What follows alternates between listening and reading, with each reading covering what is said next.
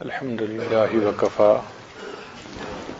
وسلام على عباده الذين اصطفى أما بعد أعوذ بالله من الشيطان الرجيم بسم الله الرحمن الرحيم ورضوان من الله أكبر سبحان ربك رب العزة عما يصفون وسلام على المرسلين والحمد لله رب العالمين اللهم صل على سيدنا محمد وعلى آل سيدنا محمد وبارك وسلم۔ سلوک کی جتنی منزلیں ہیں وہ توبہ سے شروع ہوتی ہیں اور اللہ تعالیٰ کی رضا پہ آ کر مکمل ہوتی ہیں۔ لہذا جس راستے پہ ہم اپنی زندگی گزار رہے ہیں اس کی پہلی منزل توبہ ہے، سچی توبہ۔ پھر یہ منزلیں بڑھتے بڑھتے آخری منزل اللہ کی رضا۔ ہمارا مقصود یہ ہے کہ اللہ تعالی ہم سے راضی ہو جائے۔ وَرِضْوَانٌ مِّنَ اللَّهِ أَكْبَرُ، اللہ تعالیٰ کی رضا سب سے بڑی بات ہے، بڑی نعمت ہے۔ اس لیے جنتی جب جنت میں جائیں گے ان کو ہر طرح کی نعمتیں ملیں گی، وہ بہت خوش ہوں گے، انجوائے کریں گے۔ پھر اللہ تعالیٰ ہم سے پوچھیں گے، اے میرے بندو تمہیں کسی اور چیز کی ضرورت ہے؟ وہ کہیں گے، اے اللہ ہر چیز تو آپ نے دے دی، ہم جو چاہتے ہیں وہ ہو جاتا ہے، تو ہم آپ سے اور کیا مانگیں؟ اللہ فرمائیں گے کہ اچھا میں اعلان کرتا ہوں کہ میں تم سے راضی ہو گیا۔ یہ جو اعلان ہوگا جنتیوں کو اس پر اتنی خوشی ہوگی کہ کسی اور نعمت پر اتنی خوشی نہیں ہوگی کہ اللہ ہم سے راضی ہو گئے۔ اللہ اس وقت راضی ہوں گے، پھر اس کے بعد کبھی ناراض نہیں ہوں گے۔ یہ کتنی بڑی نعمت ہے، اللہ تعالی ہم سے راضی ہو جائے۔ ہماری پوری زندگی کا لب لباب نچوڑ اللہ کو راضی کرنا، محبوب راضی ہو جائے، محبوب حقیقی۔ چنانچہ آج کا عنوان ہے رضا بالقضاء۔ اللہ نے جس بندے کی جو تقدیر لکھ دی وہ اس کے اوپر راضی ہو جائے۔ عام طور پر شیطان یہ دشمنی کرتا ہے کہ بندے کے دل میں ڈالتا ہے کہ وائی می، میرے ساتھ یہ کیوں ہو رہا ہے؟ حالانکہ اللہ تعالیٰ نے ہمیں لاکھوں سے بہتر حالت میں رکھا ہے۔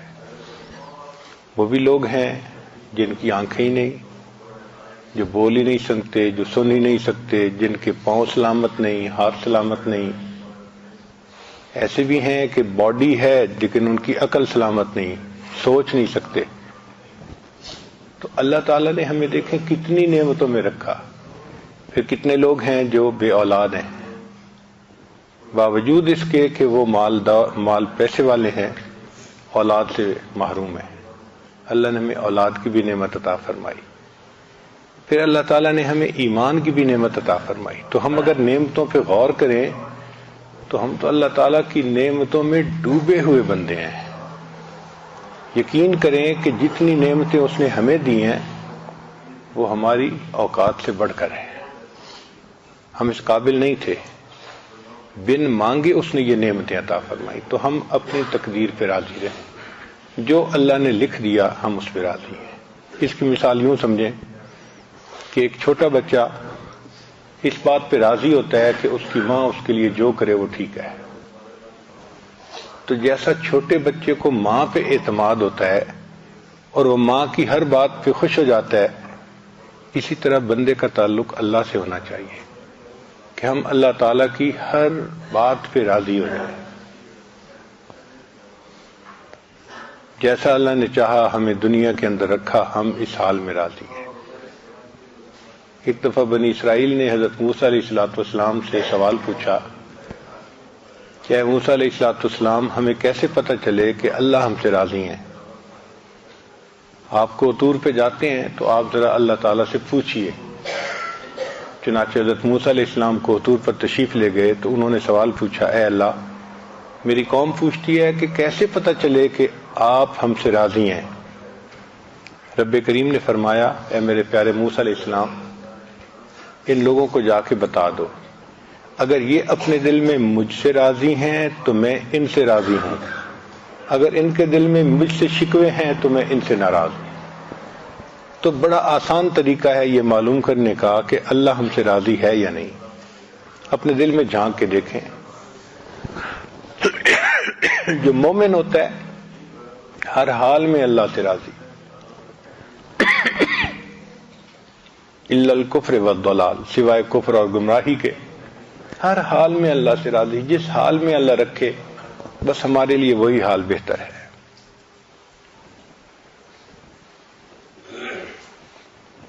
اللہ رب العزت نے ہمیں دنیا میں بھیجا تاکہ ہم اللہ رب العزت کو اپنا رب سمجھیں۔ یوم میثاق میں اللہ نے روحوں کو اکٹھا کر کے وعدہ لیا تھا، الست بربکم، کیا میں تمہارا رب نہیں ہوں؟ سب نے کہا بلا، اے اللہ آپ ہی ہمارے رب ہیں۔ تو جب سب نے عہد کر لیا تو اللہ تعالیٰ نے اس عہد کو آزمانے کے لیے بندوں کو دنیا میں بھیج دیا کہ جاؤ اور میں دیکھتا ہوں کہ دنیا میں تم رب کس کو سمجھتے ہو۔ رب کہتے ہیں پالنے والا۔ ہم دنیا میں آتے ہیں تو ہمارا رب تو اللہ ہے، لیکن اسباب کے اندر ایسا الجھ جاتے ہیں کہ ہم سمجھتے ہیں ہم زراعت سے پل رہے ہیں، ہم دکان سے پل رہے ہیں، ہم تو فیکٹری سے پل رہے ہیں۔ تو ہماری نظر اللہ تعالیٰ سے ہٹ جاتی ہے اور اسباب پہ آ جاتی ہے۔ یہ بہت بڑا دھوکہ ہے۔ ہم فیکٹری سے نہیں پل رہے، اللہ پال رہا ہے۔ ہم نوکری سے نہیں پل رہے، اللہ پال رہا ہے۔ ہم کھیتی سے نہیں پل رہے، اللہ ہمیں پال رہا ہے۔ اللہ تعالیٰ نے ہمارا رزق ان جگہوں میں رکھ دیا ہے، رکھنے والا اللہ ہے۔ اس کی مثال یوں سمجھیں کہ اگر ایک دیہاتی آدمی شہر آئے اور دیکھے کہ ٹوٹی میں سے پانی آ رہا ہے تو وہ تو جاہل ہے، وہ تو یہی سمجھے گا کہ ٹوٹی پانی دے رہی ہے۔ حالانکہ جو سمجھتا ہے وہ جانتا ہے کہ ٹوٹی سے تو پانی کا اظہار ہو رہا ہے، نکل رہا ہے، اصل میں تو پیچھے ایک پمپ ہے جو یہاں پانی بھیج رہا ہے۔ جس طرح پانی پمپ بھیج رہا ہے اور وہ ٹوٹی سے نکلتا نظر آتا ہے، اللہ تعالیٰ رزق ہمارا اپنے خزانوں سے بھیج رہے ہیں، وہ ہمیں دکان سے نکلتا نظر آتا ہے، وہ فیکٹری سے نکلتا نظر آتا ہے، وہ زراعت سے نکلتا نظر آتا ہے۔ تو اس میں دھوکے میں پڑنے کی ضرورت نہیں ہے۔ اس لیے فیکٹری کی وجہ سے کوئی ایسا کام نہ کریں جو شریعت کے خلاف ہو، بزنس میں کوئی ایسا کام نہ کریں جو شریعت کے خلاف ہو۔ اس لیے کہ جب اللہ نے رزق دینا ہے تو ہم کیوں کوئی کام ایسا کریں جو اللہ کو ناپسند ہو۔ اور اللہ تعالیٰ نے ہمیں جس حال میں رکھا وہ سب سے بہتر حال۔ یہ بہت بڑا سبق ہے جو ہم نے یاد کرنا ہے کہ ہمارا رب کون ہے؟ اللہ ہے۔ اس لیے قرآن مجید کی ابتدا رب کے نام سے، الحمدللہ رب العالمین، رب کے نام سے۔ اور ہر 2-4 صفحے کو الٹ کے دیکھیے، آپ کو کسی نہ کسی آیت میں رب کا نام نظر آئے گا۔ ایسے لگتا ہے جیسے پورے قرآن میں اللہ تعالیٰ نے اس رب کے لفظ کو سجا دیا ہے۔ اور پھر جو اختتام ہوا تو وہ کس لفظ پہ، کس صورت پہ؟ قل اعوذ برب الناس، وہ بھی رب کا۔ تو ابتدا میں بھی رب اور آخر پہ بھی رب۔ مقصد یہ تھا کہ تم اس یقین کو پکا کر لو کہ پالنے والا کون ہے؟ رب ہے۔ اچھا، ہم اگر نماز پڑھتے ہیں تو ہر رکن میں رب کی یاد۔ دیکھیں، ہم رکوع میں کھڑے ہو کے تلاوت کرتے ہیں تو تلاوت میں پڑھتے ہیں الحمدللہ رب العالمین، تو رب کو یاد کیا نا۔ پھر ہم رکوع کرتے ہیں قیام کے بعد تو رکوع میں پڑھتے ہیں سبحان ربی العظیم، رب کو یاد کیا۔ پھر ہم سجدہ کرتے ہیں سبحان ربی الاعلی۔ پھر ہم اتحیات میں بیٹھ جاتے ہیں تو رب جعلنی مقیم الصلاۃ، تو رب کا نام ہر جگہ، ہر رکن میں۔ مقصود یہ تھا کہ ان کے دماغ میں یہ چیز بیٹھ جائے، پکی ہو جائے کہ ہمارا رب اللہ ہے۔ یہ مضبوط ایمان ہماری ضرورت ہے کہ ہماری نظر ہر وقت اللہ تعالیٰ کی ذات پہ ہو۔ اسی لیے قرآن مجید میں جتنی بھی دعائیں ہیں، اکثر دعائیں رب کے نام سے مانگی گئی۔ رب کہتے ہیں کہ جو پرورش کرنے کا ذمہ دار ہو، جیسے بچے کی مربیہ اس کی ماں ہوتی ہے، تو ہمارے مربی کون ہے؟ اللہ تعالی ہے. تو دعائیں رب کے نام سے منگوائی گئی. ربنا آتنا فی الدنیا، ربنا ظلمنا انفسنا، ربنا لا تزغ قلوبنا، ربنا اغفر لنا ذنوبنا و اسرافنا فی امرنا. تو یہ ربنا ربنا کے لفظ سے اتنی دعائیں کیوں منگوائی گئیں؟ اس میں حکمت ہے. اللہ تعالیٰ چاہتے تو اس کے تو 99 نام ہیں جو ہمیں معلوم ہے، اس سے زیادہ ہیں جو اس کے علم میں ہیں، تو اپنے کسی اور نام سے منگوا دیتے نام دعائیں. رب کے نام سے منگوائی، اس لیے کہ رب کے نام میں ایک تعلق ہے کہ یہ بندہ ہے، وہ اللہ ہیں اور وہ اس کے ذمہ دار ہیں. اس لیے اگر کوئی بچہ روئے اور اس کی ماں کا نام ہے فاطمہ اور کہے فاطمہ فاطمہ فاطمہ، اس سے کوئی محبت نہیں اٹھتی. اور وہی بچہ اگر کہہ دینا ماما ماما، بھاگی ہوئی آئے گی اس کی ماں، حالانکہ وہ پکار تو پہلے بھی ماں کو رہا تھا، اب بھی ماں کو رہا تھا، مگر فاطمہ کے نام سے وہ محبت ماں کے دل میں نہیں جاگی جو ماما کے نام سے جاگ رہی ہے، کہ وہ سمجھتی ہے کہ اب اس نے مجھے پکارا، میں ذمہ دار ہوں اس کو پالنے کی، اس کی خبرگیری کرنے کی. تو رب کریم نے فرمایا کہ میرے بندے جب رب کے نام سے دعا مانگیں گے نا تو میں تو ہوں ہی ذمہ دار، تو میں ان کی دعاؤں کو قبول کر لوں گا. اس لیے رب کے نام سے دعائیں مانگنا یہ بڑی اہمیت رکھتا ہے. اور عجیب بات کہ یہ سبق ہم نے پوری زندگی یاد کرنا ہے، اور جب قبر میں جائیں گے تو سب سے پہلا سوال کیا پوچھا جائے گا؟ من ربک، تیرا رب، تمہارا رب کون ہے؟ معلوم ہوا کہ ساری زندگی تیاری کی اور امتحان کا پہلا کوشچن یہ ہے کہ من ربک، بتاؤ بھائی تمہارا رب کون ہے. اب جس نے تو اللہ پہ ایمان پکا بنا لیا ہوگا وہ تو کہے گا کہ اللہ ربی، اللہ میرا رب ہے. اور جو فیکٹری کو سمجھے گا اور کھیتی کو سمجھے گا وہ کہے گا ہائی ہاتا، مجھے نہیں معلوم کہ میرا رب کون ہے. قیامت کے دن بھی انسان اللہ کے سامنے کھڑا ہوگا تو اس دن بھی رب کا تذکرہ کہ یوم یقوم الناس لرب العالمین، قیامت کے دن انسان اپنے رب کے سامنے کھڑے ہوں گے. تو ہمارا تعلق ہے اللہ کے ساتھ، ہم بندے ہیں، وہ ہمارا رب ہے، اس پہ ہمیں خوشی ہونی چاہیے. کسی کا مربی اتنا کامل نہیں ہو سکتا جتنا کامل اللہ ہے. کسی کو اتنی صفات حاصل نہیں جو صفات اللہ کو حاصل ہے. کسی کے پاس اتنے خزانے نہیں جو خزانے اللہ کے ہیں. تو جب ہمارا رب ایسا ہے کہ ہر اعتبار سے کامل ہے، ہر نقص سے، ہر برائی سے بلند اور برتر ہے، تو ہمیں تو اس بات پہ بہت خوشی اور ناز ہونا چاہیے. ہمیں کیا فکر ہے کہ ہمارا رب تو اللہ ہے. اس لیے سیدنا علی رضی اللہ عنہ ایک عجیب بات فرماتے تھے، اے اللہ میرے لیے یہی عزت کافی ہے کہ تو میرا پروردگار ہے. اے اللہ میرے لیے یہی عزت کافی ہے کہ تو میرا پروردگار ہے، اور میرے لیے یہی فخر کافی ہے کہ میں تیرا بندہ ہوں. یہ باعث فخر ہے ہمارے لیے کہ ہم اللہ کے بندے ہیں. اس سے بڑی عزت اور ہمیں کیا مل سکتی ہے کہ اللہ نے ہمیں اپنا بندہ بنا لیا. تو 3 باتیں ہیں جو آج کی اس مجلس میں آپ اپنے دل میں اچھی طرح بٹھا لیں. پہلی بات کہ ہم اللہ سے راضی ہوں کہ وہ ہمارا رب ہے، خوش ہوں اس بات پہ، دل میں خوشی کی لہر محسوس کریں کہ ہمارا پروردگار اللہ ہے. اور جو بھی ہو جائے اس کو ہم سمجھیں کہ یہ ہمارے اللہ کی طرف سے ہے، اور جو بھی ہے اس میں ہمارے لیے بہتری ہے. اس کو کہتے ہیں رضا بالقدر، کہ تقدیر پہ راضی رہنا. اور دوسرا کہ ہم نبی علیہ الصلوۃ والسلام سے راضی ہوں کہ وہ ہمارے پیغمبر علیہ السلام ہیں.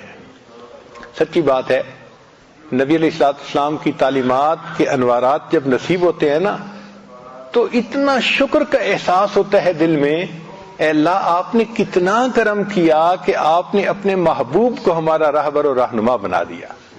اگر نبی علیہ الصلوۃ والسلام ہمیں زندگی گزارنے کی تعلیم نہ دیتے تو پتہ نہیں آج ہم کن گمراہیوں میں پڑے ہوئے ہوتے.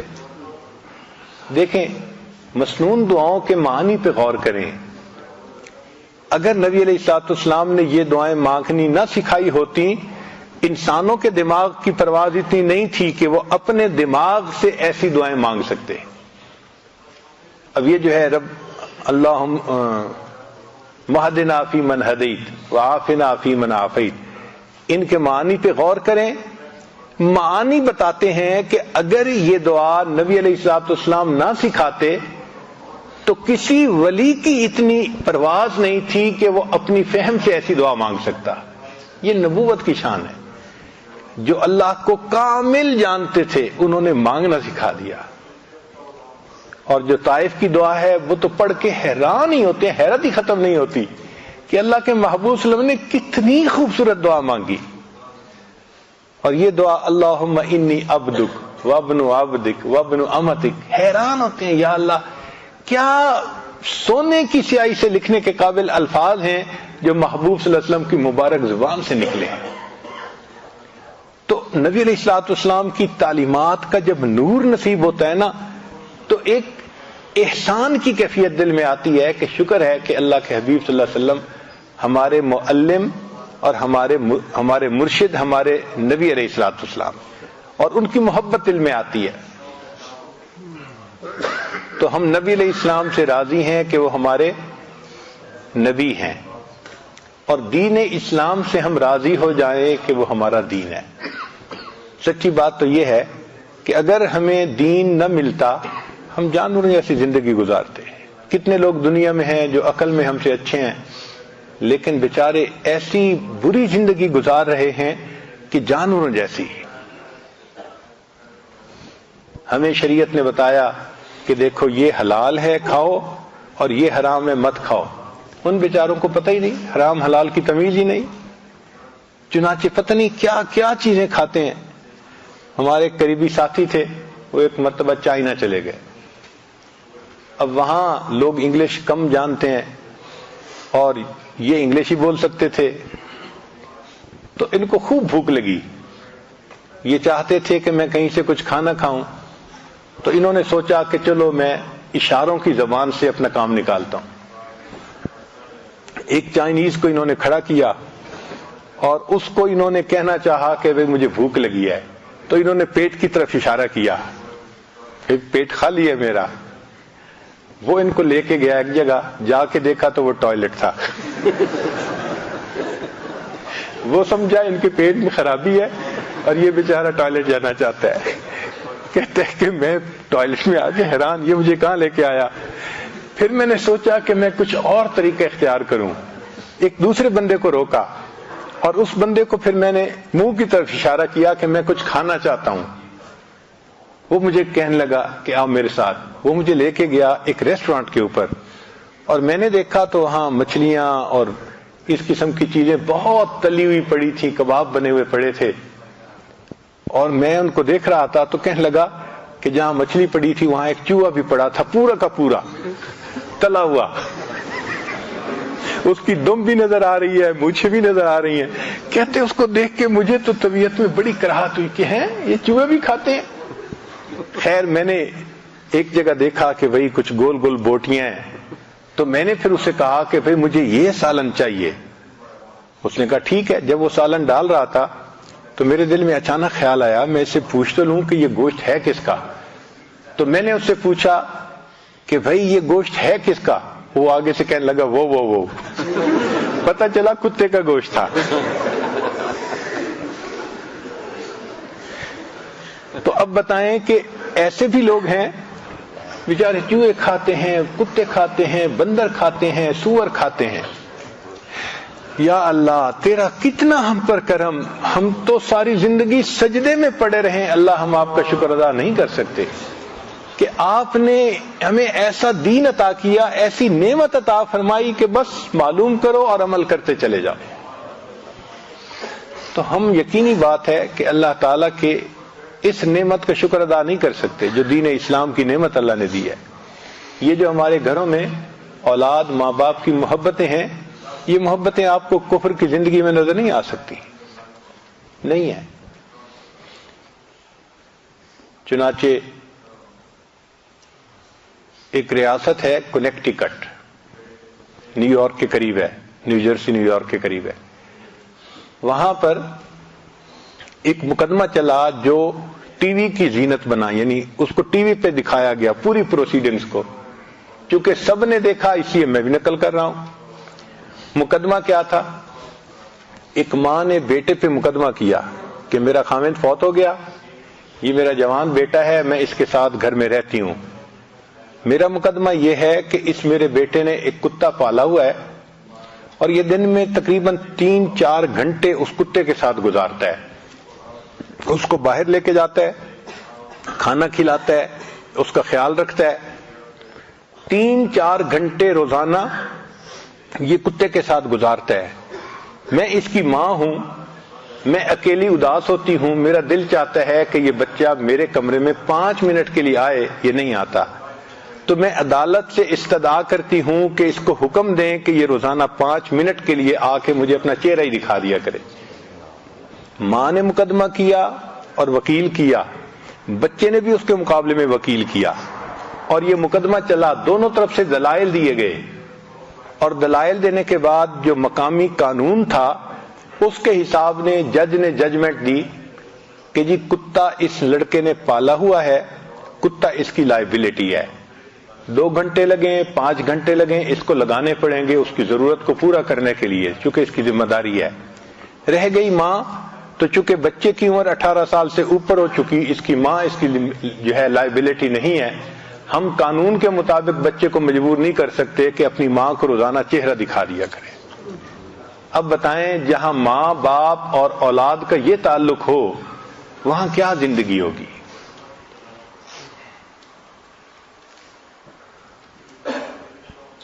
ایک مرتبہ میں ٹرین پہ سفر کرنے کا موقع ملا، وہاں پہ تو ایک جگہ یہ آج بیٹھا ہوا تھا، ایک امریکن خاتون، عمر اندازاً اس کی ہوگی کوئی 50 یا اس سے اوپر، وہ دور بیٹھی ہوئی تھی۔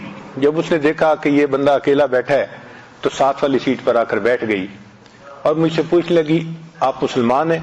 میں نے کہا الحمدللہ ہاں میں مسلمان ہوں۔ تو کہنے لگی کہ میں نے یہ سنا ہے کہ مسلمان وعدے کے بڑے پکے ہوتے ہیں۔ میں نے کہا آپ نے ٹھیک سنا ہے، اگر کوئی بھی سچا مسلمان ہوگا تو وہ وعدے کا بڑا پکا ہوگا۔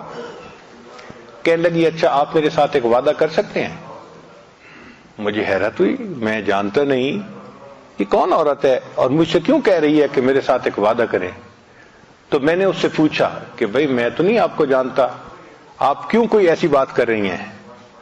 وہ کہنے لگی اصل بات یہ ہے کہ میرے 4 بچے ہیں، 3 بیٹے 1 بیٹی، وہ سارے کے سارے اسی شہر میں رہتے ہیں لیکن وہ جوان ہو چکے ہیں اور ان کے پاس اتنی فرصت نہیں کہ وہ میرے پاس آ سکیں۔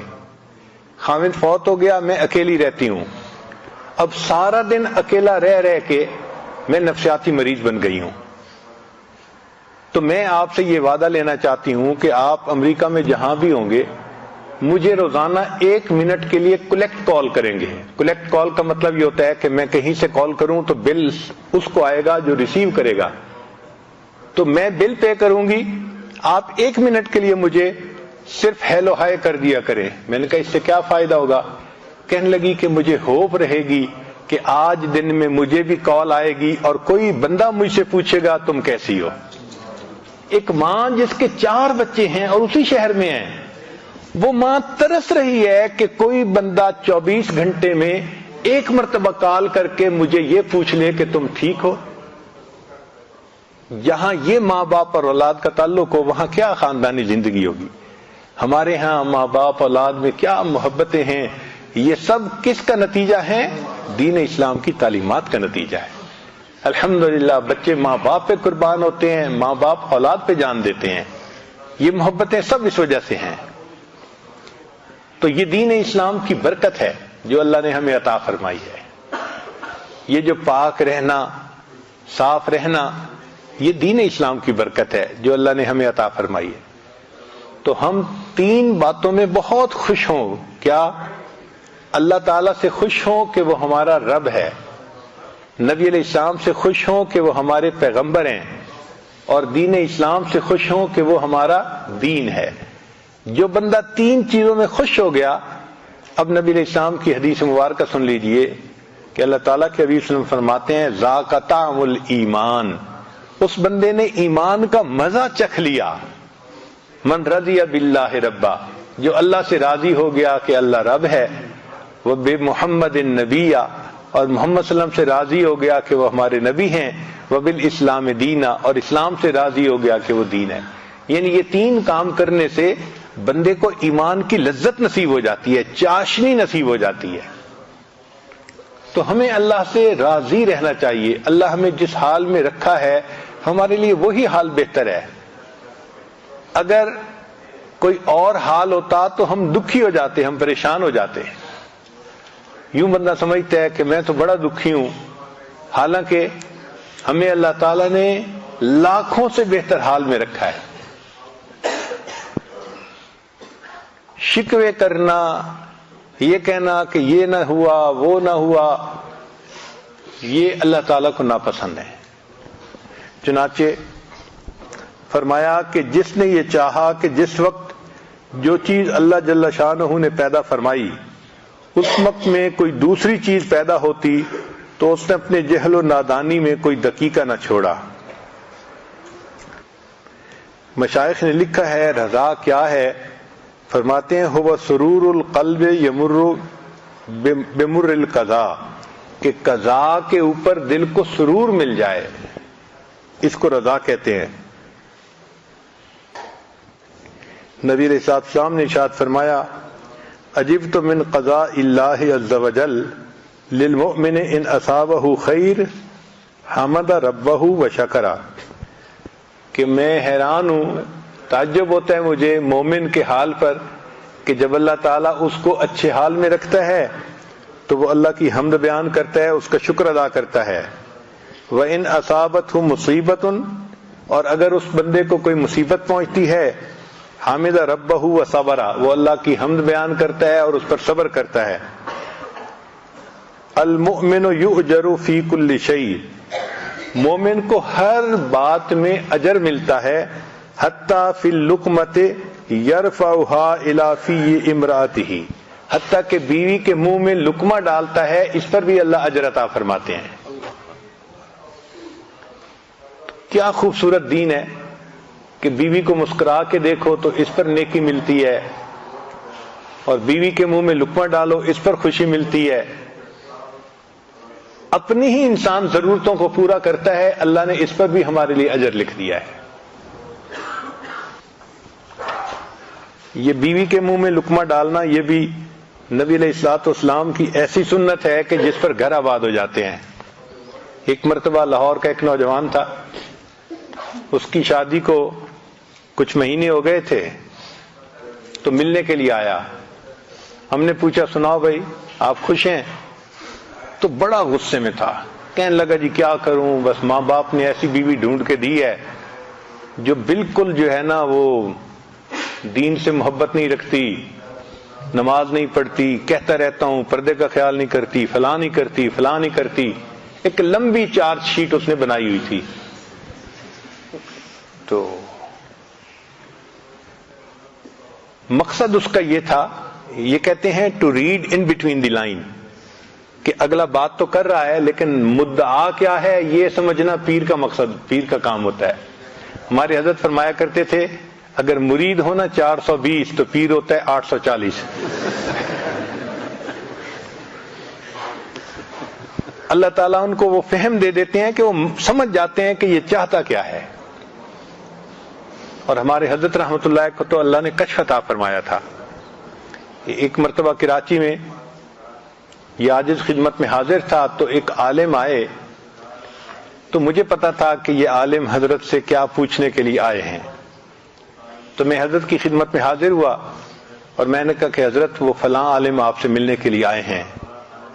حضرت نے میری طرف دیکھا اور فرمانے لگے میں لعنت بھیجتا ہوں اس پیر پر کہ جس کو کوئی ملنے کے لیے آئے اور پیر کو پتہ نہ چلے یہ کیوں آیا ہے. میں لعنت بھیجتا ہوں اس پیر پر کہ ملنے کے لیے کوئی آئے اور اس کو یہ پتہ نہ چلے یہ کیوں ملنے کے لیے آیا ہے. تو ہمارے حضرت کو تو اللہ نے کشف دیا تھا، اللہ نے ان کو ایسی فہم دی تھی، فراست دی تھی کہ وہ پہچانتے تھے. ایک مرتبہ ایک عالم تھے چکوال میں ساتھ گئے تو میں نے عرض کیا حضرت میرے ساتھ ایک عالم آئے ہیں، علاقے کے بڑے معروف عالم ہیں۔ اچھا مجھے نہیں پتا تھا، وہ پہلے حضرت سے مصافحہ کر کے چلے گئے تھے۔ تو جب میں نے یہ کہا تو حضرت مجھے فرمان لگے ہاں میں نے اسے پڑھ لیا ہے، ہاں میں نے اسے پڑھ لیا ہے۔ یعنی آئے اور مصافحہ کیا، اور مصافحہ کرنے کی دیر میں حضرت فرمان لگے میں نے اسے پڑھ لیا ہے، مجھے پتہ ہے کہ وہ کس درجے کا عالم ہے۔ تو یہ فراست ہوتی ہے جو اللہ تعالیٰ عطا فرما دیتے ہیں۔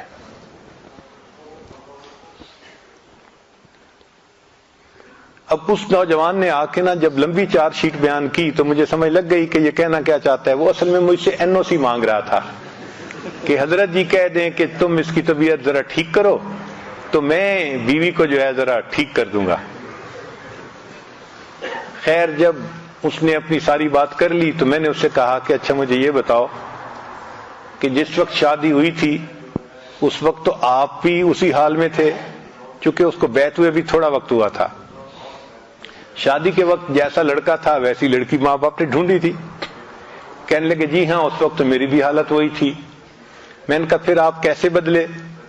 کہ جی میں نے آپ کے بیانات سنے، پھر میں نے بیعت کر لی اور میری زندگی بالکل بدل گئی۔ میں نے کہا کیا یہ موقع آپ کی بیوی کو بھی ملا؟ کہنے لگا نہیں۔ میں نے کہا کسی مجلس میں اس کو بیان سنوایا؟ کہنے لگے نہیں۔ میں نے کہا جب تک وہ یہ بیان نہیں سنے گی تو زندگی کیسے بدلے گی؟ یہ تو قصور اس کا نہیں ہے، یہ تو قصور آپ کا ہے جس نے موقع ہی نہیں دیا۔ تو تھوڑا سا نا وہ سلو ہو گیا کہ بھئی میں جس شد و مد کے ساتھ آیا تھا نا یہاں یہ سلسلہ نہیں چلے گا۔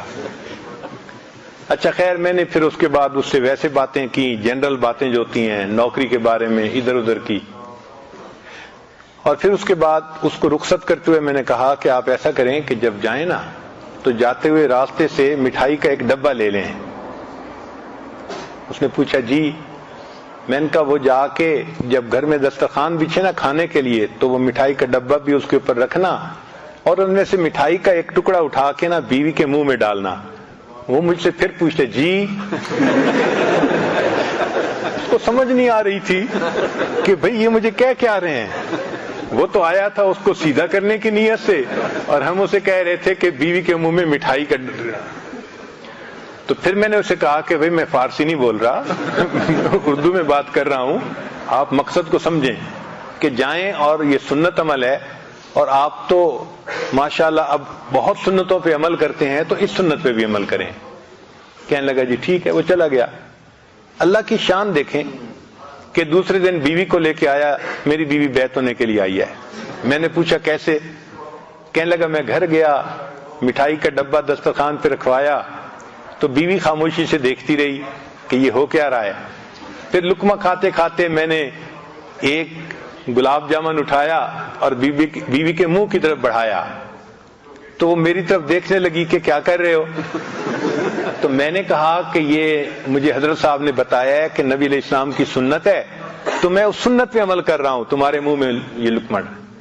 کہنے لگے بیوی نے وہ مٹھائی کا ٹکڑا کھا تو لیا لیکن اس کے بعد وہ سر جھکا کر بیٹھ گئی اور مجھے کہنے لگی کہ اچھا مجھے نبی علیہ السلام کی اور سنتیں بھی سکھاؤ، مجھے نبی علیہ السلام کی اور سنتیں بھی سکھاؤ۔ ایک سنت پر عمل کرنے سے اس بچی نے پردہ بھی شروع کر دیا، نماز بھی شروع کر دی، زندگی کی ترتیب ہی بدل لی اس نے۔ تو محبوب صلی اللہ علیہ وسلم کی ایک سنت میں اتنی طاقت ہے کہ ایک آزاد خیال بچی وہ اپنی زندگی کا رخ ہی بدل لیتی ہے۔ اگر کسی کی بیوی دین کی طرف نہیں آتی تو یہ اس کے خاوند کا قصور ہوتا ہے کہ اس نے دین کو مجسم شکل میں پیش نہیں کیا ہوتا۔ اگر دین کو ہم مجسم شکل میں پیش کرتے تو سب سے زیادہ ہماری قدردان ہماری بیوی ہوتی، اور اس کی دلیل کیا ہے کہ نبی علیہ السلام نے جب نبوت کا دعویٰ فرمایا تو سب سے پہلے کون ایمان لے کے آیا؟ عورتوں میں سیدہ خدیجہ کبریٰ رضی اللہ تعالیٰ، جو بیوی تھی جو جتنا قریب رہتی تھی اتنا جلدی وہ ایمان لے کے آئی۔ تو دین میں تو مقناطیسیت ایسی ہے کہ جو اس پر عمل کرے گا اس کی بیوی اس پہ قربان جائے گی۔ مگر ہم ایسا تو نہیں نہ کر سکتے کہ بیوی نیک بن کے رہے اور ہم آزاد بن کے رہیں، یہ نہیں ہو سکتا، ہماری یہ تمنا پوری نہیں ہو سکتی۔ ہم خود نیک بنیں گے تو پھر گھر والے اولاد پھر وہ بھی نیک بنیں گے۔ تو بہرحال ہم اللہ رب العزت سے راضی ہیں کہ وہ ہمارے رب ہیں، نبی علیہ السلام سے راضی ہیں کہ وہ ہمارے پیغمبر ہیں، اور ہم دین اسلام سے راضی ہیں کہ وہ ہمارا دین ہے۔ یہ دین کی باتوں کو بوجھ سمجھنا، بڑی پابندیاں ہیں جی، بڑی پابندیاں ہیں، یہ بہت خطرناک چیز ہے۔ کبھی ایسا نہ سمجھنا۔ مثلا جیسے فاسق قسم کے لوگ کہہ دیتے ہیں یہ کیا ہے جی، عورتوں پہ اتنی پابندیاں، پردے میں رہو، لپٹے رہو۔ یہ پابندیاں نہیں ہیں، اس میں راحت ہے۔ وہ کتنی مصیبتوں سے بچ جاتی ہے۔ اگر وہ عورت بے پردہ پھرتی تو پتہ نہیں اس کو کہاں کہاں سے عزت کا خطرہ ہوتا۔ اب اگر وہ پردے میں ہے تو وہ پرسکون زندگی گزار رہی ہے۔ تو جو شریعت نے پابندیاں لگائی ہیں اس میں ہمارا فائدہ ہے۔ چنانچہ کتابوں میں ایک واقعہ لکھا ہے، ایک آدمی تھا جو امام مسجد بھی تھا۔ اللہ کی شان کہ وہ فوت ہوا، تو جب اس کو دفن کیا گیا تو اس کا چہرہ قبلے کی طرف کر دیا گیا۔ جیسے عادت ہے دفن کرنے کے لیے میت کا چہرہ قبلے کی طرف کر دیا جاتا ہے۔ کوئی ایسی وجہ بنی کہ قبر کو کھولنا پڑا، تو جب لوگوں نے قبر کھودی کوئی اپنی چیز ڈھونڈنے کے لیے، تو دیکھا کہ چہرہ قبلے کی طرف سے پھرا ہوا تھا۔ تو ان کو بڑی حیرت ہوئی کہ بھئی ابھی کل کی تو بات ہے، یہ کیسے چہرہ پھر گیا بالکل دوسری طرف۔ تو لوگوں نے تحقیق کی، ان کے گھر والوں سے پوچھا کہ بھئی کون سی وجہ؟ تو کوئی وجہ نظر نہیں آتی تھی۔ ایک اللہ والے تھے، وہ سمجھ گئے کہ کوئی اندر کا مسئلہ ہے اور سیریس مسئلہ ہے۔ تو انہوں نے اس کی بیوی سے پوچھا کہ بھئی آپ بتائیں دین کے بارے میں ان کا معاملہ کیا تھا؟ تو بیوی نے کہا کہ جی دین کے کاموں پہ عمل تو کرتے تھے، لیکن کبھی کبھی مجھے کہتے تھے کہ یہ جو سردی کے موسم میں ہم میاں بیوی ملتے ہیں نا، اور اس کے بعد غسل فرض ہے، دین میں یہ بہت سختی کی چیز ہے۔ یعنی میاں بیوی کے ملنے کے بعد غسل کا کرنا ان کو بوجھ نظر آتا تھا۔ دین کا حکم بوجھ نظر آنے کی وجہ سے اللہ نے قبلے سے چہرہ ہی ہٹا دیا۔ تو ہم دین کے احکام کو بوجھ نہ سمجھیں، اللہ کی رحمت سمجھیں کہ اللہ نے ہم پر رحمت فرما دی، ہمیں یہ نعمت عطا فرما دی۔ تو تین باتیں، اللہ سے راضی ہوں کہ وہ ہمارا رب ہے، نبی علیہ السلام سے راضی ہوں کہ وہ ہمارے پیغمبر ہیں، اور دین اسلام سے راضی ہوں کہ وہ ہمارا دین ہے۔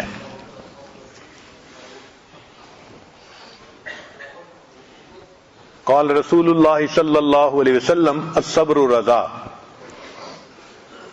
کہ تقدیر کے اوپر صبر کرنا اس کا نام رضا ہے۔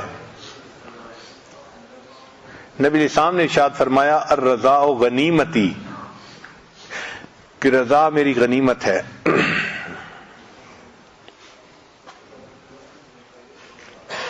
مکتوبات امام ربانی مجدد ثانی رحمۃ اللہ علیہ میں ہے، حضرت حق جل سبحانہ مومنوں کے نزدیک تمام چیزوں سے زیادہ عزیز اور محبوب ہے، خواہ اموال ہوں یا انفس۔ زندہ کرنا اور مارنا سب اللہ تعالیٰ کے افعال میں سے ہے، کسی دوسرے کو اس میں دخل نہیں، لہذا لازمی طور پر اللہ تعالیٰ کا فعل بھی عزیز تر اور محبوب تر ہوگا، بلکہ مناسب تو یہ ہے کہ محب اپنے محبوب کے فعل سے لذت گیر ہو اور خوشی حاصل ہو۔ جب اللہ سے محبت ہے تو ہماری تقدیر کس نے بنائی؟ اللہ نے بنائی، تو اللہ کے فعل پر بھی ہمیں خوشی ہونی چاہیے نا۔ سبحان اللہ، اسی کو رضا کہتے ہیں۔ رضا تین چیزوں کا نام ہے۔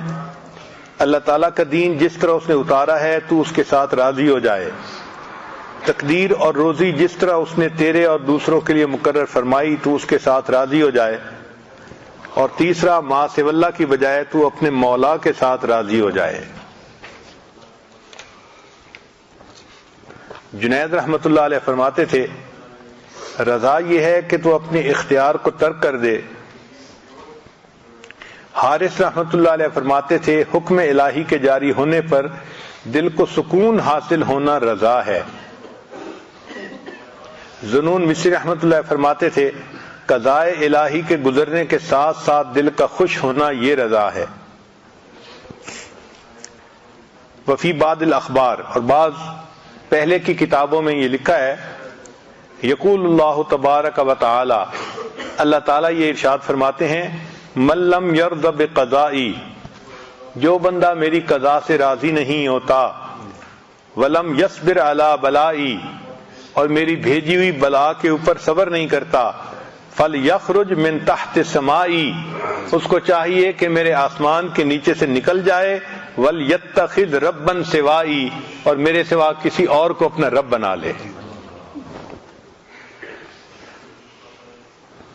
وَأَوْحَى اللَّهُ تَعَالَى إِلَىٰ داؤد علیہ السلام، اللہ تعالیٰ نے داؤد علیہ السلام کی طرف وحی نازل فرمائی، یا داؤد ترید و ارید، ایک ہے تیری مرضی اور ایک ہے میری مرضی، ولا یکون الا ما ارید، مگر ہوگا وہ جو میری مرضی ہوگی، فإن سلمت لی ما ارید، اگر تو چاہے کہ جو میری مرضی ہے تو اتیت، تو آتیک بما ترید، اتیتو کا بما ترید، اگر تو چاہے کہ میری مرضی پوری ہو تو میں تمہیں وہ بھی عطا کر دوں گا جو تمہاری مرضی ہے، اور اگر تو چاہے کہ وہ پورا ہو جو تیری مرضی ہے تو میرے بندے میں تجھے تھکا بھی دوں گا، اور مرضی تو میری ہی پوری ہوگی۔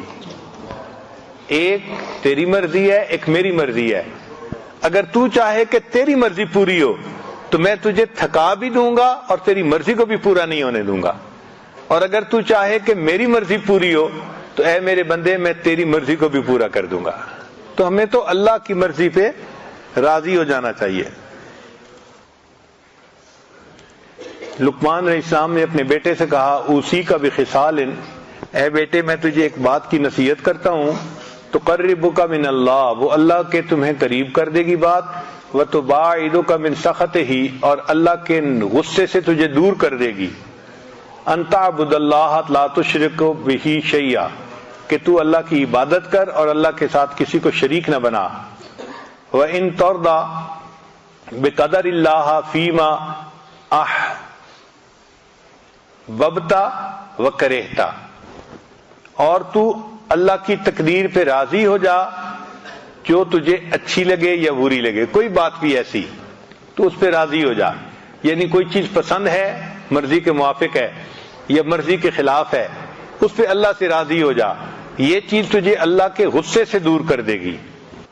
عمر بن الخطاب عنہ نے ابو موسیٰ اشعری رضی اللہ عنہ کو خط لکھا، اس میں فرمایا، اما بعد فإن الخیر کلہ فی الرضا، خیر ساری کی ساری اللہ کی رضا میں ہے، فإن استطعت ان ترضى وإلا فاصبر، تجھے چاہیے کہ تو اللہ سے راضی ہو جائے ورنہ تو تقدیر کے اوپر صبر کر۔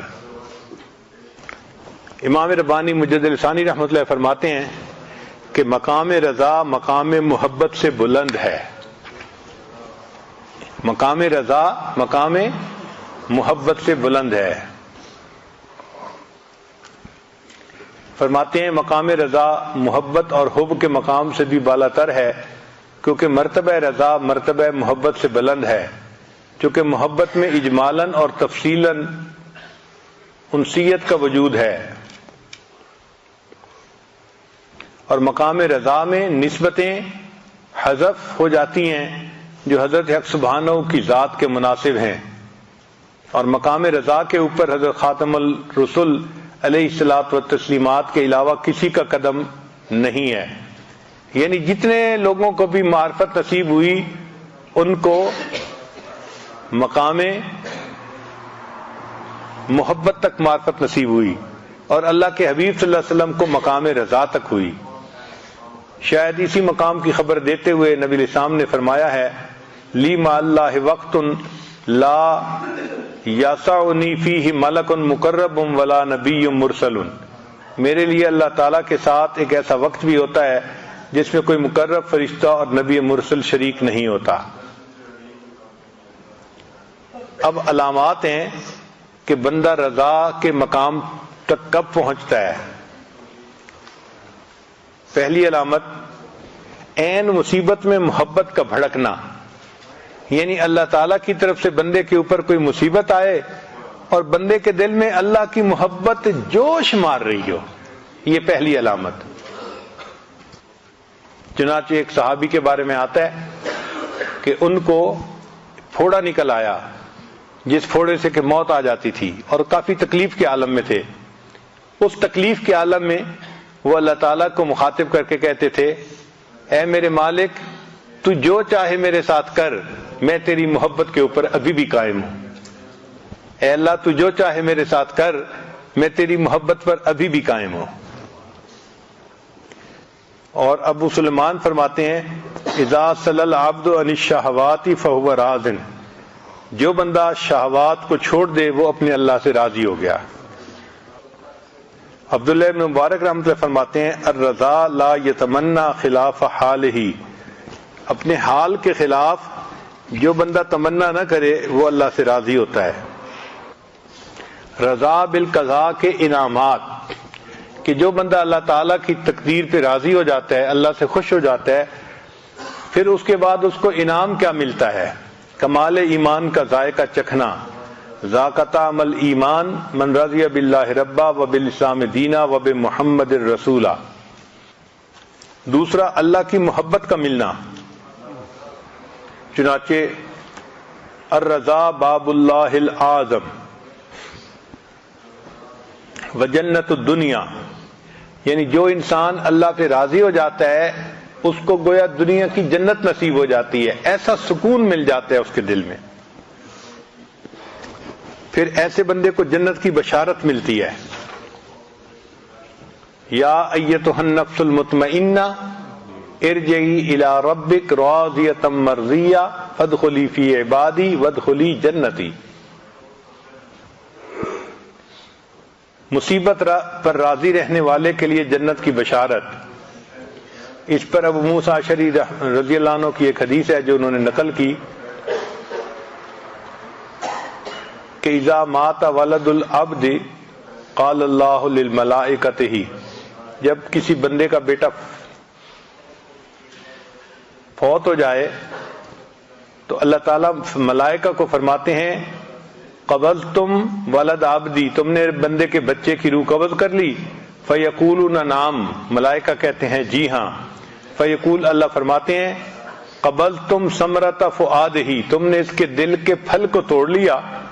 فیقولون نعم، وہ کہتے ہیں ہاں۔ فیقول، اللہ فرماتے ہیں، ماذا قال عبدی، بندے نے کیا کہا؟ فیقولون، فرشتے کہتے ہیں، حمدک، کہ اس بندے نے آپ کی حمد بیان کی، واسترجع، اور اس نے انا للہ پڑھی۔ فیقول اللہ، اللہ تعالیٰ فرماتے ہیں، ابنوا لعبدی بیتا فی الجنۃ وسموہ بیت الحمد، اس بندے کے لیے جنت میں محل تیار کر دو اور اس محل کا نام بیت الحمد رکھ دو۔ سبحان اللہ، اللہ کی رضا پہ راضی رہنے کی کیا نعمت ہے، اللہ جنت میں محل تعمیر کروا دیتے ہیں، پھر ایسے بندے کو اللہ تعالیٰ برکتیں عطا فرماتے ہیں اور غنی کر دیتے ہیں۔ فمن رضی بما قسم اللہ لہ، جو راضی ہو گیا جو اللہ نے اس کے لیے رزق کو تقسیم کیا، یعنی تقدیر میں لکھا، بارک اللہ لہ فیہ ووسعہ، اللہ تعالیٰ اس کے لیے برکت ڈال دیتے ہیں اور اس کو فراخی عطا فرما دیتے ہیں۔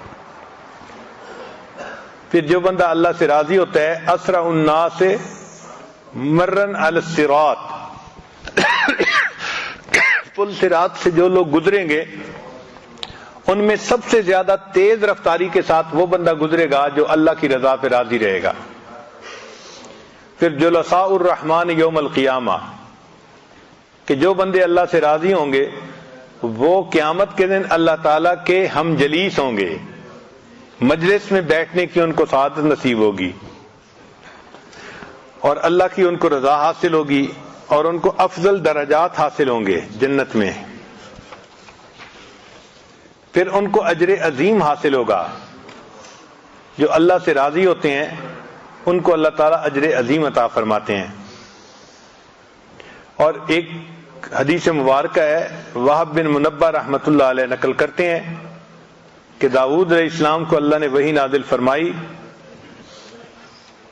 کہ قال داؤد علیہ السلام، داؤد علیہ السلام نے پوچھا، رب ایو عبادک ابغض الیک، اے اللہ بندوں میں سے کون سا بندہ آپ کو سب سے زیادہ ناپسند ہے؟ قال وہ بندہ جو میری تقدیر پہ راضی نہیں رہتا، وہ مجھے اپنے بندوں میں سب سے زیادہ ناپسند بندہ ہے۔ جو شخص کے قضاء سے جنگ کرتا ہے وہ ذلیل ہوتا ہے، اللہ اسے ذلت عطا فرماتے ہیں۔ تو اللہ تعالیٰ کے ہر کام میں خیر ہوتی ہے، بندے کو چاہیے کہ اللہ کے ہر کام میں راضی رہے۔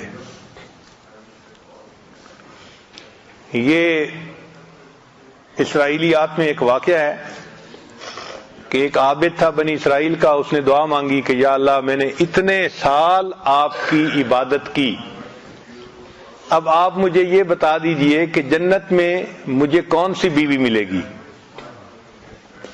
تو اسے خواب میں بتا دیا گیا کہ فلاں جگہ جاؤ تو بکریوں کو چرانے والی ایک عورت ہے، وہ تمہاری جنت میں بیوی ہوگی۔ چنانچہ وہ بندہ گیا تو اس کو اس جگہ پر ایک عورت مل گئی۔ اس نے اس کو کہا کہ میں چاہتا ہوں کہ میں 2-3 دن تمہارے قریب رہوں تاکہ مجھے تمہاری عبادت کا پتہ چلے کہ تم کیسی کرتی ہو۔ اس نے کہا ٹھیک ہے۔ چنانچہ یہ وہاں رہا۔ اس نے دیکھا کہ نہ وہ دن میں روزہ رکھتی تھی اور نہ وہ رات کو لمبی تہجد پڑھتی تھی، جبکہ یہ بندہ صائم الدہر تھا اور قائم اللیل تھا، ساری رات عبادت کرتا تھا، سارا دن روزہ رکھتا تھا۔ تو جب 2-3 دن اس نے دیکھا کہ بھئی اس کی تو عبادت کچھ بھی نہیں ہے میرے مقابلے میں، اس کو بڑی حیرت ہوئی کہ بھئی اتنی میں عبادت کرتا ہوں اور سالوں سے کر رہا ہوں، اور میرے درجے میں یہ عورت پہنچے گی اور میری بیوی بنے گی کہ جو ساری رات آرام سے سوتی ہے اور سارا دن جو ہے اپنا کام میں لگی رہتی ہے اور روزہ بھی نہیں رکھتی سوائے فرض روزوں کے۔ تو اس نے پھر اس سے تیسرے دن پوچھ لیا کہ تیرا کون سا عمل ہے جو اللہ کو پسند آیا، جس کی وجہ سے اللہ نے تیرے رتبے جنت میں بلند فرما دیے؟ اس عورت نے کہا کہ میں زیادہ عبادت نہیں کرتی، ایک عام زندگی گزارتی ہوں، بس اتنی بات ہے کہ میں اپنے اللہ سے اس سے راضی ہوں، اس نے جو میری تقدیر بنا دی میں اپنے رب سے راضی ہوں۔ تو اس نے کہا کہ ہاں تیرا یہ عمل ہے جس کی وجہ سے اللہ نے جنت میں تیرے درجوں کو بلند کر دیا۔ تو عبادت کیے بغیر جنت میں درجے بلند ہوں گے اس عمل پر کہ انسان اللہ سے راضی ہے۔ تو آج کی مجلس میں ہم نے یہ سبق سیکھا کہ ہم اپنی تقدیر پہ راضی ہوں، اور یہ صرف زبان کے الفاظ نہ ہوں، یہ دل کی کیفیت ہو، دل میں خوشی ہو کہ اللہ ہمارے رب ہیں، نبی علیہ السلام ہمارے پیغمبر اسلام ہے، اور دین اسلام ہمارا دین ہے، اور اللہ نے ہمیں جس حال میں رکھا ہوا ہے یہ بہترین حال ہے۔ جو لکھ دیا ہم اپنے مالک پہ راضی ہیں، ہم اپنے محبوب پہ راضی ہیں۔ جیسے امام ربانی مجدد صاحب نے ہم نے فرمایا کہ جب محبوب سے محبت ہوتی ہے تو جو کام محبوب کرے اس سے بھی محبت ہوتی ہے۔ تو اللہ نے ہماری تقدیر بنائی، ہم اس پہ بھی خوش ہیں کہ اللہ نے ہماری تقدیر جیسے بنائی۔ اللہ تعالی ہمیں مقام رضا عطا فرمائے۔ وآخر دعوانا ان الحمد للہ رب العالمین۔ مراقبہ کر لیجیے۔ لا الہ الا اللہ محمد رسول اللہ۔ اللهم صل على سيدنا محمد وعلى آل سيدنا محمد وبارك وسلم۔ لا أحصي ثناء عليك أنت كما أثنيت على نفسك رب اغفر وارحم وأنت خير الراحمين۔ لا إله إلا الله الحليم الكريم سبحان رب العرش العظيم والحمد لله رب العالمين۔ نسألك موجبات رحمتك وعزائم مغفرتك والغنيمة من كل بر والسلامة من كل اسم۔ لا تدع لنا ذنبا إلا غفرته ولا هما إلا فرجته ولا حاجة هي لك رضا إلا قضيتها يا أرحم الراحمين يا أرحم الراحمين يا أرحم الراحمين۔ رضيت بالله ربا وبالإسلام دينا وبسيدنا محمد صلی اللہ علیہ وسلم۔ رب کریم ہم ظاہر میں آپ کے بندے، حقیقت میں نہایت گندے، اللہ ہمارے حال پر رحم فرما۔ رات کا نصف حصہ گزر چکا، آپ کے نیک بندے آپ کے سامنے کھڑے ہوئے ہیں، آپ کے نیک بندے آپ کے سامنے ہاتھ باندھ کر کھڑے ہوئے ہیں، تہجد میں کھڑے ہوئے ہیں۔ رب کریم ہمیں بھی ان کے ساتھ مشابہت عطا فرما۔ رب کریم ہم بھی آپ کے ایک نیک بندے کی باتیں سنتے رہے، رب کریم ہمارے دلوں کو روشن فرما، ہمارے دلوں کو منور فرما۔ اللہ کب تک غفلت والی زندگی جیتے رہیں گے؟ رب کریم حضوری والی زندگی عطا فرما، حاضری والی زندگی عطا فرما۔ غفلت والی زندگی سے ہم پناہ چاہتے ہیں، اللہ ہمیں حقیقی پناہ نصیب فرما۔ رب کریم حضوری والی زندگی عطا فرما، استحضار والی زندگی عطا فرما، غفلت والی زندگی سے ہماری حفاظت فرما۔ دور دراز سے چل کر لوگ آئے ہوئے ہیں، آپ کے گھر میں بیٹھے ہوئے ہیں، رب کریم آپ کے در کی چوکھٹ پکڑ کر بیٹھے ہوئے ہیں، آپ راضی ہو جائیے، آپ راضی ہو جائیے، ایسے راضی ہو جائیے کہ پھر کبھی ناراض نہ ہونا۔ پیارے اللہ آپ راضی ہو جائیے، اپنی رضا حقیقی نصیب فرما، اپنے حقیقی رضا ہم سب کو نصیب فرما، ہماری نسلوں کو عطا فرما۔ میرے پیارے اللہ پیر کے ناخن سے لے کے سر کے بال تک آپ نے نعمتوں میں رکھا ہوا ہے، یا اللہ زحمتوں میں مبتلا ہونے سے حفاظت فرمائیے۔ یا اللہ ہم ناپے تولے جانے کے قابل نہیں ہیں، حساب کتاب لیے جانے کے قابل نہیں ہیں۔ پیارے اللہ اگر آپ حساب لینے پر آ گئے ہم ایک چائے کی پیالی کا بھی حساب نہیں دے سکتے۔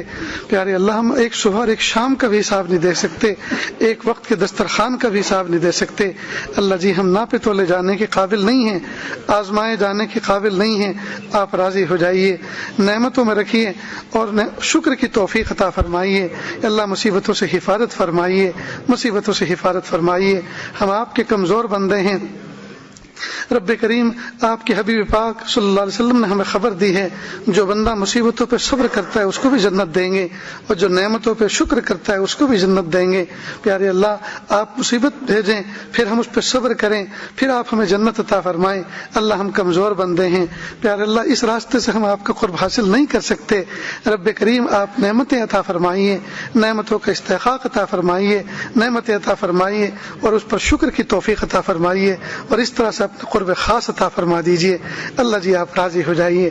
اللہ آج کی مجلس کی برکت سے رب کریم ہمیں شکر کی توفیق عطا فرما، آپ کی ذات سے راضی رہنے کی توفیق عطا فرما، حضور پاک صلی اللہ علیہ وسلم کو اپنے دل و جان سے چاہنے کی توفیق عطا فرما۔ یا اللہ اسلام کی نعمت پر شکر کی توفیق عطا فرما۔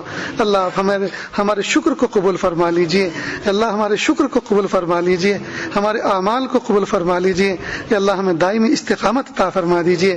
رب کریم ہماری نسلوں کو استقامت عطا فرما دیجئے، ہماری نسلوں کی نسلوں کو دین پر استقامت نصیب فرما دیجئے۔ پیارے اللہ جو مانگا عطا فرما، جو مانگنے سے رہے وہ بھی عطا فرما۔ رسول صاحب کی والدہ کا انتقال ہو گیا، ہمارے دوست مفتی غلام رسول صاحب کی والدہ کا انتقال ہو چکا، پیارے اللہ ان کو قرب کے اعلیٰ درجات عطا فرما۔ رب کریم کتنا پیارا دن اور کتنی پیاری رات اور کتنا پیارا وقت ملا ہے، پیارے اللہ ہم ان کی بھی تعزیت کرتے ہیں۔ پیارے اللہ آپ سے درخواست کرتے ہیں، اللہ آپ کے بندے کی والدہ آپ کے پاس ایسے مبارک دن میں لمحات میں پہنچی ہیں، رب کریم مغفرت فرما دیجئے، قرب کے اعلیٰ درجات عطا فرما دیجئے۔ یا اللہ ہم میں سے نہ جانے کتنوں کے والدین یا اللہ آپ کی رحمت میں پہنچ چکے ہیں۔ یا اللہ اب ہم جب اس قابل ہوئے کہ ان کی خدمت کرتے تو یا اللہ وہ دنیا سے رخصت ہو گئے، رب کریم ان کے درجات کو بلند فرما دیجئے، ان کے درجات کو بلند فرما دیجئے۔ اللہ ان کو قرب کے اعلیٰ درجات عطا فرما دیجئے، ان کی مغفرت فرما دیجئے۔ اور ہم میں سے جتنوں کے والدین حیات ہیں یا اللہ ان کی دل و جان سے خدمت کرنے کی توفیق عطا فرمائیے۔ پیارے اللہ یہاں سے جانے کے بعد ہم ان سے معافیاں مانگیں، وہ ہم سے راضی ہو جائیں، پھر آپ بھی ہم سے راضی ہو جائیں۔ یا اللہ ایسی لمحات عطا فرما دیجئے، ایسے لمحات عطا فرما دیجئے۔ یا اللہ ہمارے والدین کتنے قیمتی ہیں، یا اللہ ہم ان کا حق ادا نہ کر سکے، ہمیشہ ان کو اٹھا کے رکھا، ہمیشہ ان کی مرضی کے خلاف کام کیے۔ میرے پیارے رب بچپن میں نہ جانے ہمارے لیے کتنے آنسو بہائے، نہ جانے کتنی راتوں کو ہو جاگے، نہ جانے کتنے قرض لے کر ہمارے علاج کروائے۔ میرے پیارے اللہ اب جب جان میں جان آئی اور بازو میں طاقت آئی، اب جب ماں اور باپ کسی کام کا حکم دیتے ہیں تو ان کو نوجوان بچے آنکھیں دکھاتے ہیں۔ رب کریم ان کی معصیت اور نافرمانی سے ہماری حفاظت فرما لیجئے، قدردانی کی توفیق عطا فرما دیجئے، قدردانی کی توفیق عطا فرما دیجئے۔ پیارے اللہ جو مانگا عطا فرما، جو مانگنے سے رہ گئے وہ بھی عطا فرما۔ وصلی اللہ تعالی علی خیر خلقہ محمد و آلہ و اصحابہ اجمعین برحمتک یا ارحم الراحمین۔